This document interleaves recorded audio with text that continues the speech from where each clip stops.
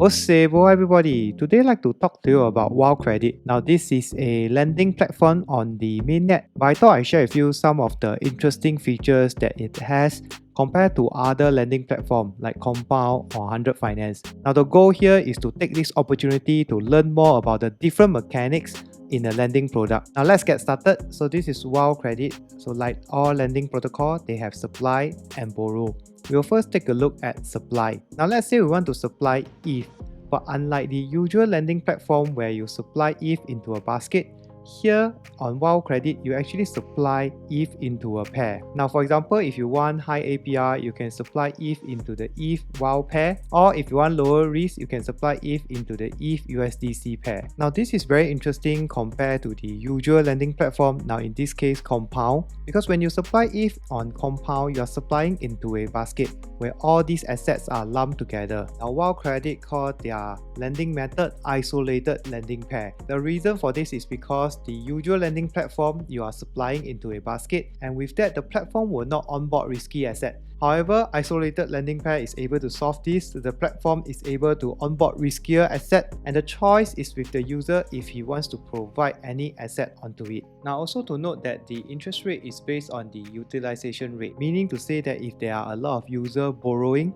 and we hit the 80% usage, interest rate will start to spike. Supply interest will start to go up to attract more lenders. Borrow interest will also go up to reduce borrowing. Now let us come back and take a look at borrowing. There are three things that you need to know. We will be using ETH as an example again. So the setup is the same.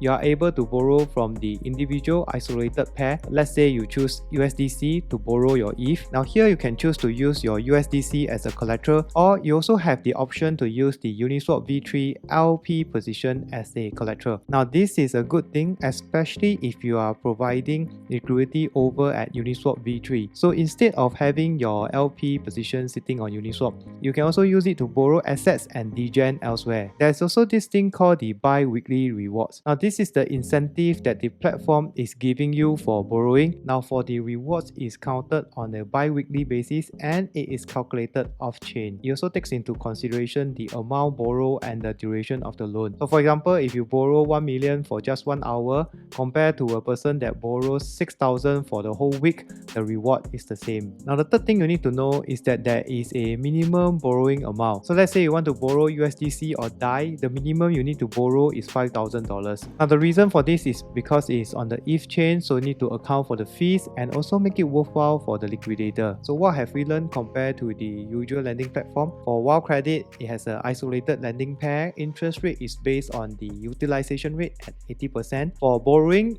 this is also the interesting one. You can be using the Uniswap LP position as a collateral. Then there is a bi-weekly reward calculated off-chain, and also there is a minimum borrowing cost. Now as a user in DeFi, I think this concept of using LP is very interesting because it certainly helps to free up liquidity, and I think we will start to see more of this lending platform using LP as a collateral. Now in terms of business model, it's the same with the rest. The platform makes revenue from the difference in interest rate. So for example, you supply ETH into the ETH USDC pair, you get a 1.4%. Now if you borrow ETH in the ETH USDC pair, you pay 8.37%. So the difference goes to the platform as a form of revenue. Now Wow Credit also implemented VE Wow, where you can lock up the Wow token between 1 year to 4 years. The longer you lock, the more VE Wow you have. And by locking, you get a cut of the protocol fees. Now here's a summary of the learnings. I hope you learned something today, especially in the difference between the mechanics. I also want to stress that this is not asking you all to buy. I'm also not vested. So the goal here is to learn more about the different mechanics in a lending protocol, because not all lending protocols are the same. And when you meet with such, you are able to make your own investment decision. Thank you very much for watching. See you next time. Bye bye.